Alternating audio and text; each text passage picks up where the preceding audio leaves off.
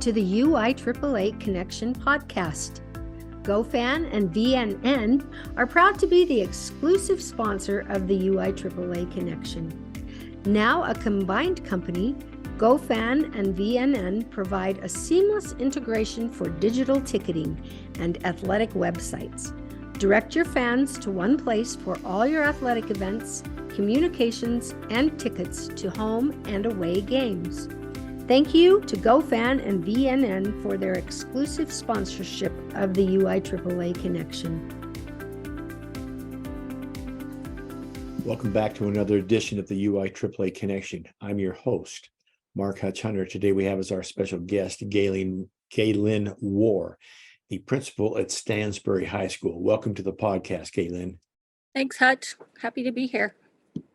Let's have you begin by sharing with our audience here in Utah, and I used to say across the country, but now it's across the world with the NIAAA growing. Talk about where you grew up, where you went to college, your first job, etc. All right. Well, I'm a hometown girl. I grew up in Grantsville, born and raised. And then after that, I was a little lost. So I decided to be a nanny in New Jersey for a year till I figure things out. Just needed to get out of Tooele County. Came home and followed my boyfriend, now husband, to Utah State. And just kind of dabbled in some ag classes. That's what he was going into. And then we got married, and I was working at Westlow Proform, and a colleague of mine was working on her education degree, and it was like this light bulb just went on in my head and my heart. I just knew that was my place, that I needed to be in education, and that was my direction. So I started out classes at Utah State, and then we transferred down to Cedar City. My husband works for the BLM for the government, and started up at SUU, graduated with my bachelor's and master's there. During that time, I was trying to get my foot in the door, and so I called up Parowan High School. We lived in Parowan at the time. Called Alana Benson and asked her if I could come and volunteer to coach. I'm not sure why I wanted to coach. I'm not a very good player. I played in high school, but I think it's just that leadership aspect. But she was willing to take me on. At that time, I think our best player was probably a 9-year-old girl, Casey Cook, that she came with her mom, was helping coach. And then we had girls that didn't know the difference between offense and defense. One of them was afraid to move, and she didn't understand that she could move on defense. So I took that program quite far. And then I did my student teaching there. And then Cedar High School picked me up, and that was my first real teaching position and coaching position at Cedar High. And from there, we moved back home, and I taught at Tooele High in the alternative program, which is now called Blue Peak High, for 2 years. Finished up my admin endorsement and got hired on as a VP at Tooele High, and was there for a total of 6 years. And then I opened up an elementary school, Settlement Canyon Elementary. Was there for 6 years, and then went to Stansbury High, where I just finished up 9 years, and now I'm starting a new journey back at elementary at Old Mill Elementary. So here I am in my new office. And that's a brand new elementary school then, correct? It's pretty new. It's I think we're on the 7th or 8th year. Okay. Yeah, it's a beautiful new school. I guess my comment would be, obviously, we're going to miss you at Stansbury because you're one of the great supporters from the principal ranks that we have in the UIAAA. So we will certainly miss you. Well, I appreciate that. I'm still sporting my stallion gear. I'm trying to figure out how I can still stay connected. I think walking away, that's the hardest thing, because I was just getting momentum in that. But it's been 9 years. It's probably time for me to spend some time with grandkids. And well, we don't know how long you'll be at the elementary school, and of course we would love for you to keep up your membership with UIAAA and keep you involved. I don't know if they'll let you come to the conference as an elementary principal. I know, right? But have to pay my way. No, just check.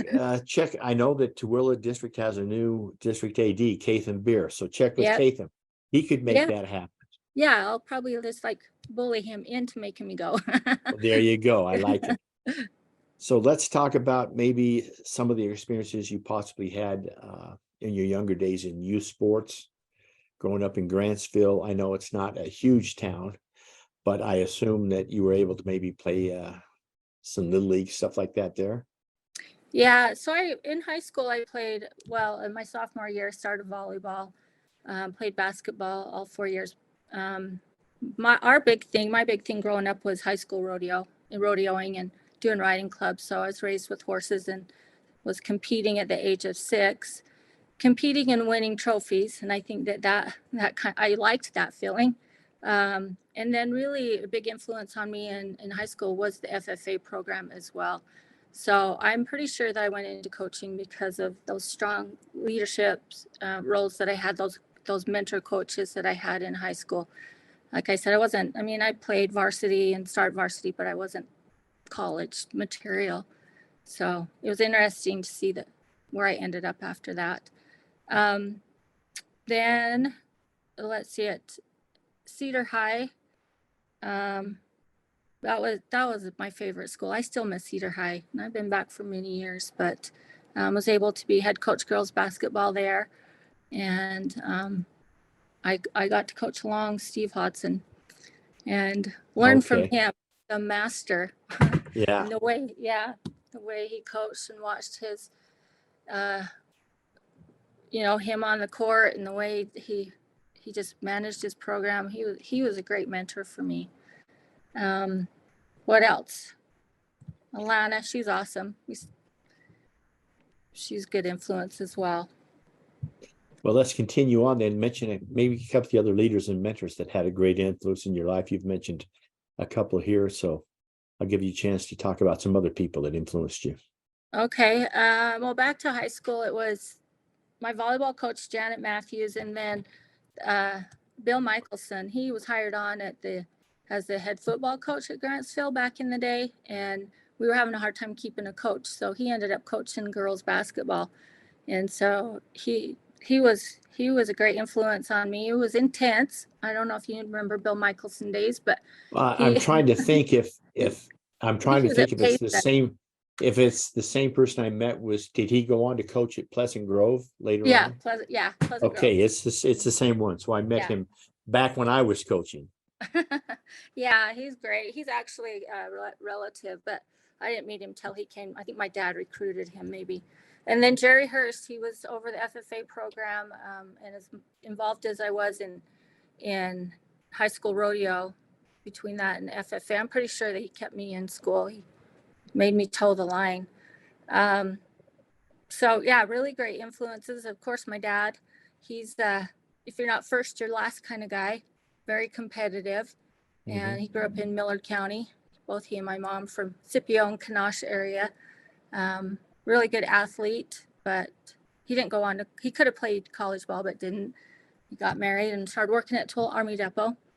And then at SUU or at Cedar, I remember as a new coach, just struggling, trying to figure it out, trying to coach like probably Bill Michelson did, which didn't work for me. I was kind of in a bind. I went in with a really great program, had a couple Division I players, and just trying to figure it out. And it was pretty intense then. It was like 3-hour practices and long nights, and then we'd go lift weights. And at that time, my babies were little. I think I had one and maybe a future one coming. But I was trying to coach like my dad and some of and Bill Michelson. Just didn't work out. Parents weren't happy. I remember one day, I don't know if you ever met Paul Maggio. He was my principal at the time and sat me down, and he just let me know what was going on and gave me some direction. And he had faith in me and let me figure it out, and kept me on. He could have booted me probably at that time, but he became a great mentor and support for me. I also was able to coach. Rusty Taylor was an assistant coach for me.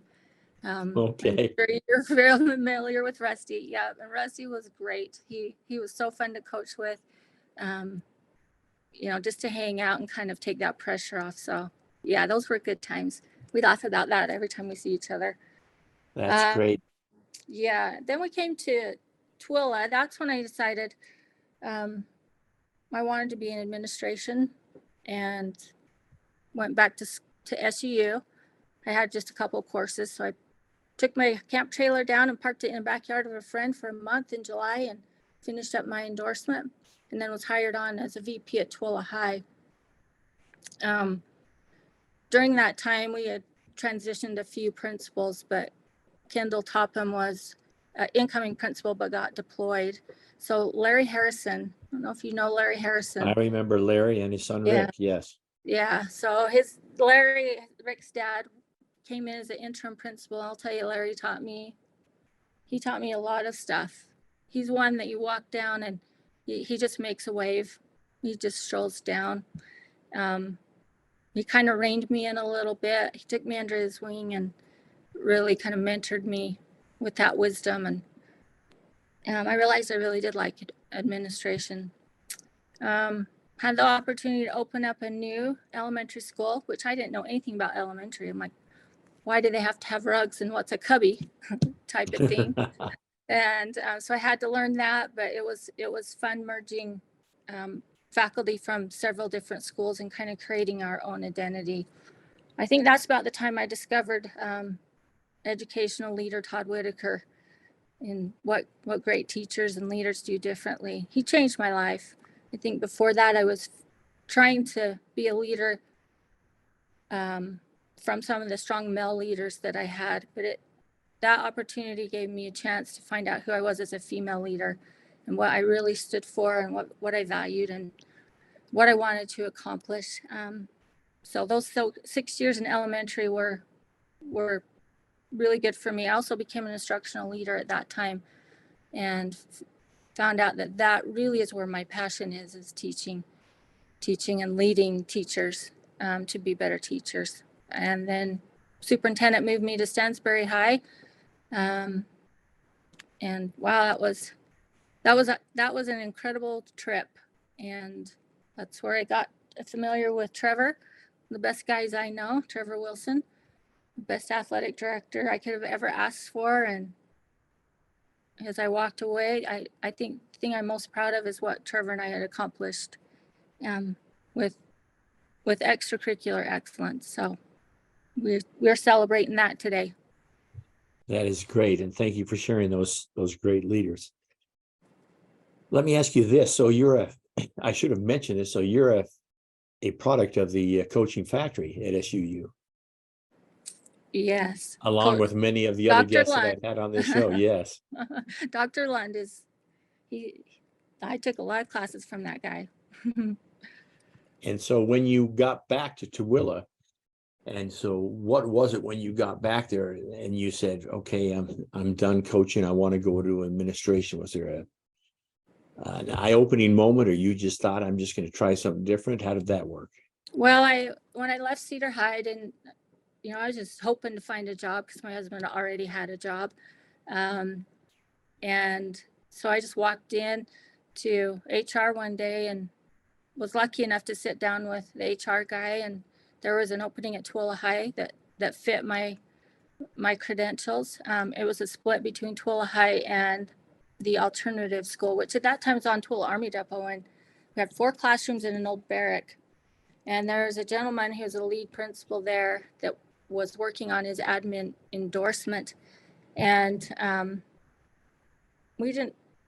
wasn't sure I was in alignment with his leadership style. And I'd had the opportunity at Cedar High to get my master's degree, and by taking EL classes for like 9 months out of that. And I was coaching and being a mom and everything. But for two Saturdays a month for $50, a course would go down, a group of us from Cedar High, and got my master's degree, but I was still missing those admin endorsement courses. So it was kind of a challenge. I'm a bit competitive, and I saw this guy trying to finish up, and I knew I had just a few courses. So that was my motivation to finish it up. We ended up interviewing for the job at Twilla, and I got it. So I'm not sure that's the best motivation, but that's what kicked me in gear. So other than a couple of years, I've always had, it seems like I've always had activities and been connected with athletics and UHSA. So Excellent. Gaylynn, what's your biggest failure or disappointment in life, and what did you learn from it? that's a big question, Hutch, especially at my age. So I'd like to think that with age, age puts those kind of things in perspective. I've had a big disappointment. I was in the top 3 for high school rodeo breakaway roping, and it was at the state finals in Heber City, and I was roping the best I've ever had in the 3 seconds, and was ready to go. My first round, I picked up my rope, started swinging it too early, and there was a pole in the roping box that I didn't know. It never had happened to me before. So my rope hit that pole, and it ruined everything else. I just didn't get my head back into it. And so that one definitely stings because I remember it today, and I still use it as an example of you just got to pick yourself up out of the dirt. That was something I shared at a graduation speech. Sometimes things like that happen, and so fast, you just got to get back on that horse. It fit, of course, because we were the stallions. There's a lot of do-overs. That first year of coaching, if I had only known, I feel like we could have brought home a state championship. So it's a failure, but even today, every day is, you wish you could do better. And so there's some of that, just walking away from stuff that means a lot and looking back and wishing you would have known or could have done this better. And so. Thank you for sharing that. Let me ask you a 2-part question. The first one being the job of principal and how it's changed since you became a principal. And then the follow-up to that is, and in your dealings with Trevor, the role of AD in the 9 years since you've known him, how that's changed since you first got to know what an AD was and up till today. I'll turn it to you. Okay. Well, definitely changes in admin and being a high school principal. And as we see the rapid growth in Tooele County, we're having a hard time keeping up until that new school comes in. But we dealt with COVID, and I know a lot of people don't want to talk about that or the challenges, just putting it away. But I'll tell you, I think some of my proudest moments come from us overcoming the challenges of COVID, not only, and academically and with graduation being the way it was, but with athletics and us doing everything that we could as a state to make sure our athletes were able to perform, that our kids, were able to do the things that they loved. And I'm super proud to be part of that Utah organization, because I know not every state was able to do that. I think mental health, the concerns of mental health are overwhelming. And, in my career, I've lost a few kids to suicide, and just the mental health that we deal with on a daily basis. And then that social media, it's time consuming with trying to figure out how to manage social media in the schools, and with all the aspects, how to use technology appropriately and teach kids how to do that and keep them safe. That's been a big challenge as well. All right. And then the follow-up then, as you got to know Trevor, and you mentioned what a great AD is, and of course I'll echo that because he's been incredible for us in our association. Have you seen differences in the way the AD has to do his job in the last 9 years? Oh my goodness, absolutely. I think the position of an athletic director is probably the most, the one that's understood the least. I don't think our stakeholders, community members, realize what it really entails. So they're overworked and maybe underappreciated. And when I got to Stansbury High, Trevor, I think, was just had a few periods in his day as the athletic director. And then, we slowly got him to part-time, and then I was able to find eventually, within a couple of years, another FTE. So I was paying for him to be a full-time athletic director. As we continue, as you know, it's just, I see the overwhelming requirements for like eligibility, register my athlete, register my coach, the trips, and all the intricacies of being an athletic director that can be overwhelming. At this point, we don't have an athletic director secretary. We didn't have an admin secretary, and so Trevor's doing a lot of that. I know different districts have different situations. I'm Sure. excited that we have a district activities director now with Catham. I think our district is definitely headed in the right direction with that. So that'll be a focus. But what I see is, from athletic director, are the long hours, just the dedication it takes. And that's just the surface of it. That's the surface of the iceberg. As I got to know Trevor a little bit more, like, he's been trying to talk me into going to conferences for a long time. And it was always really hard to leave the school. And it seemed to be times when it's super busy. And of course, we're pulled out as admin for a million different things. So to leave for one more thing when I had an athletic director that I felt 100% confident in to cover and bring that material back. And I just turned the reins over to Trevor, and I just stayed out of his way.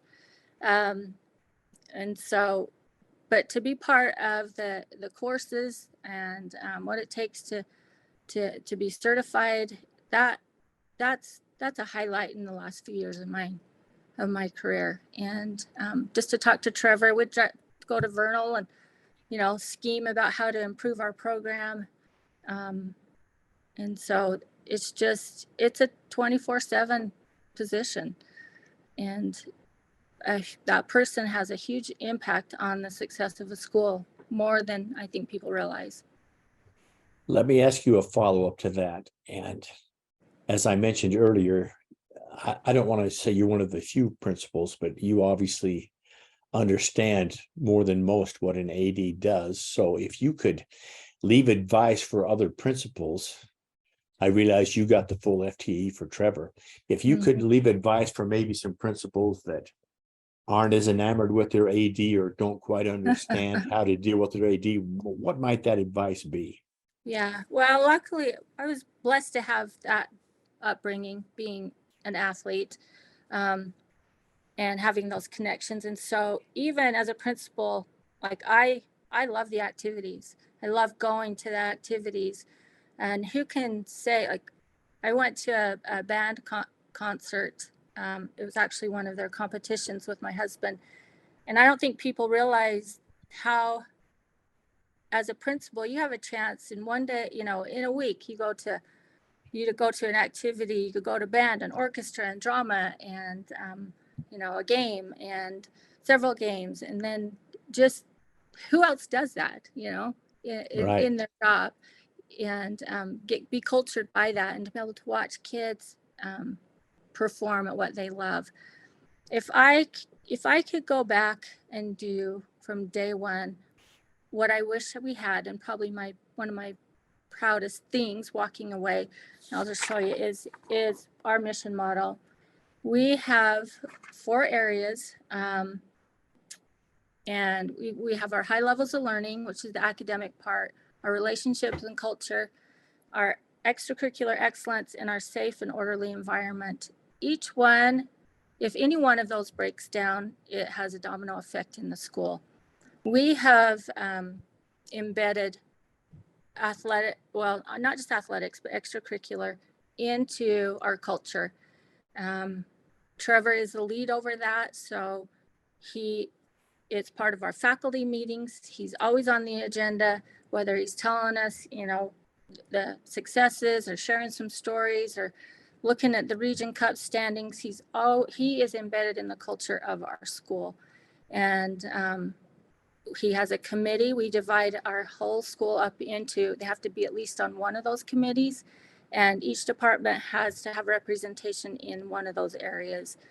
And he's got a incredible committee who's established a lot of things that, such as trying to find some commonalities and some consistency in the handbook. That was one of our goals.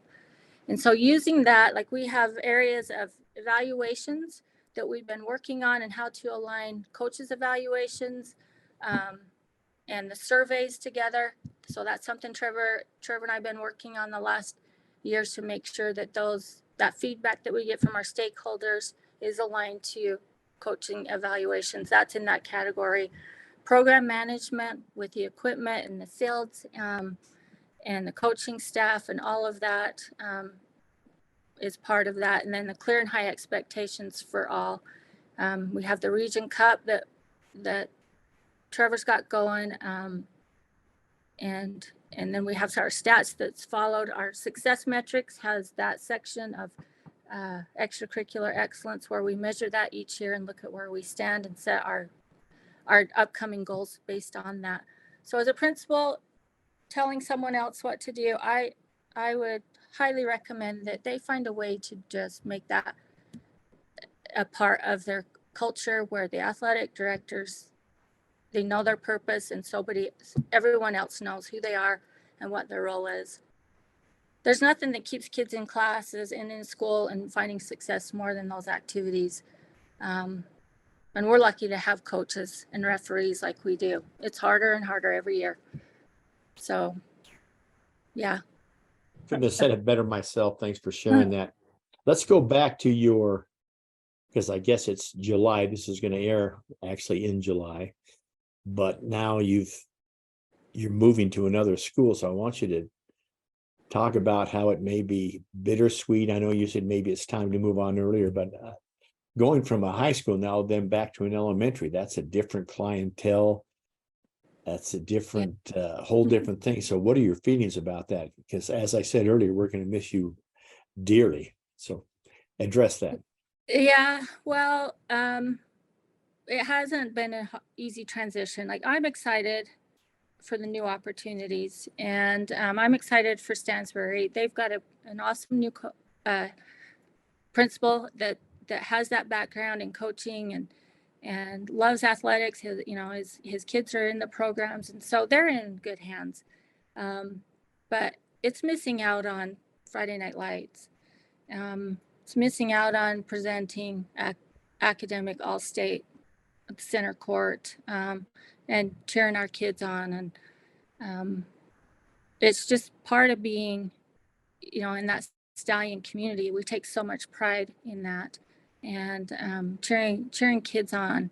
I definitely know that it will be different, even though Trevor said I could come and run security for him, which I will make him pay me. Yeah, good for you. That for free. But and now I feel like I'm an outsider looking in. And so yeah, I know it's just part of it. I was coaching at Cedar High when Canyon View opened up and lost my assistant coach and several of my players. It's just hard to see changes, but it's part of growth and part of life. And I will always be a Stallion fan. I was texting Trevor today, finding out how the Region Cup ended up, and we won again. But what I'm proud about that is that we improved our sportsmanship. And that was one of our big goals, is to find ways to improve sportsmanship on and off the court for parents, athletes, the spectators, to support our referees. So we ended up first in that and first overall. So that was awesome. Excellent. Gaylynn, what's the favorite part of your job? I have a lot of favorites. My passion, things I get excited about is teaching teachers. I love to teach adults. They have the biggest impact in the school, but if you can teach them how to teach effectively, that's what I love to see. I love to see student success. I love to see kids overcome hard things, develop and grow. And of course, everybody says it's the students, and I agree with that. But just being there and supporting them. I remember I was VP when Gary Alverson was coaching at Twilla High, and hit some last minute buckets to take him in to win that championship. And wow, that was incredible. I love going to wrestling and just sitting and watching the tournament, and being at UVU and just sitting at stadium and watching the kids perform. I'm gonna miss that. And then the last thing is those classes down in St. George and the national conference, even the law classes, learning and growing.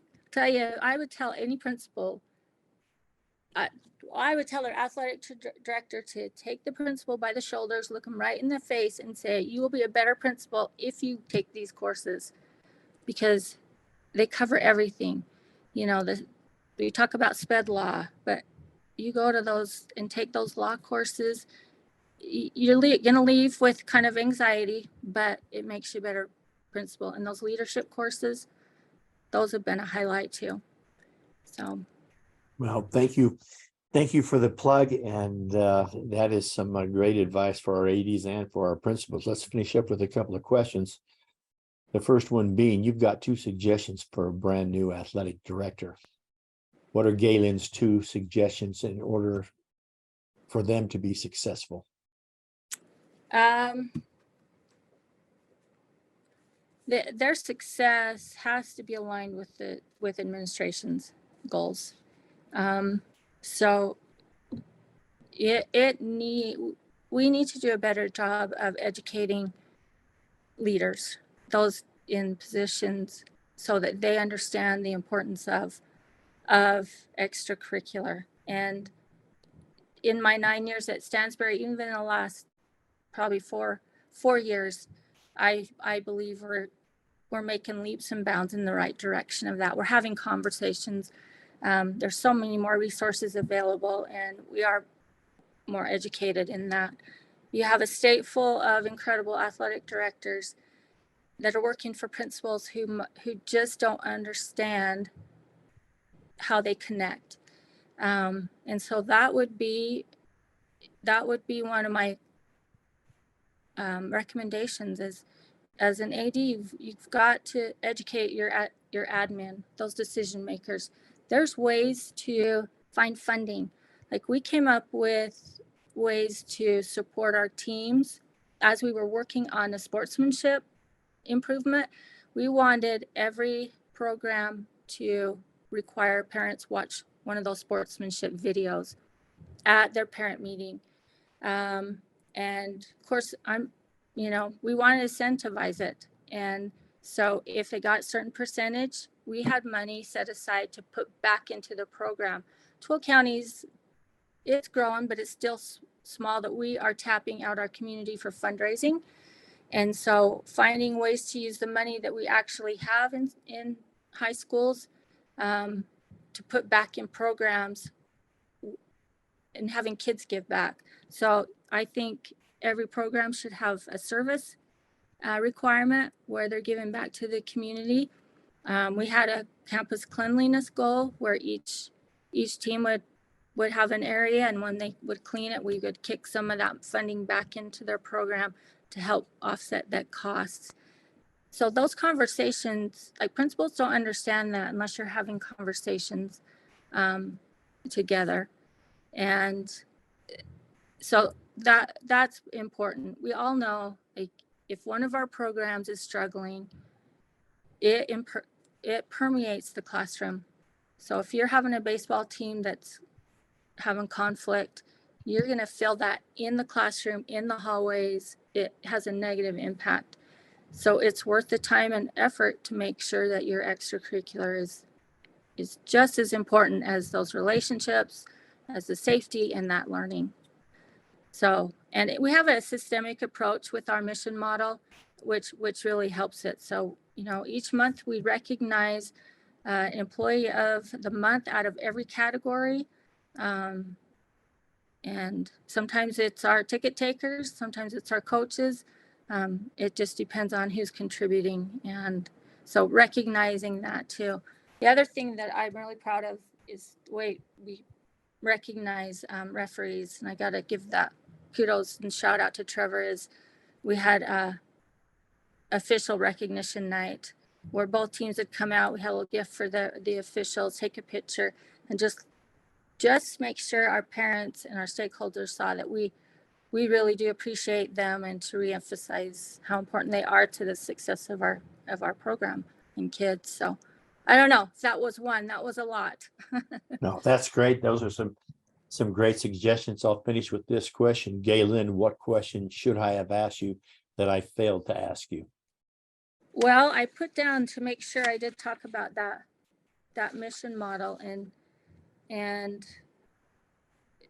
I don't know, I think I could go and talk about that forever, but just collecting that data that we have, and for those that maybe don't do it, that Region Cup, it has to do with your wins, your success, but your academics and your sportsmanship combined.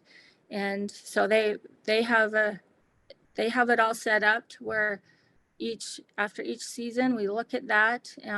Our school goals that we submit to the school board are based on how we're doing. Like I said, we had to relook at our sportsmanship, and that was our focus, to improve that. And so just having that systemic approach where activities is as valued as everything else in that school. So yeah. That's very good. Let me give a shout out to you, and especially to Trevor. People may not know this, but it's probably been 4 or 5 years ago that the UIAAA began to award an academic state champion, and that came directly from Trevor and from you. So we thank you for that, because we think that that's been a big thing, and we've had schools jump on board and have been very appreciative. So thank you for that. And on that note, that's going to wrap it up for this edition of the UIAAA Connection. Again, our special guest today has been Gaylynn Warr. I should say now former principal at Stansbury High, because she's moved on back to an elementary. Thank you for being on the podcast, Gaylynn. Thanks, Hutch. Appreciate you thinking of me. For our listeners, we hope you tune in again next week for another edition of the UIAAA Connection.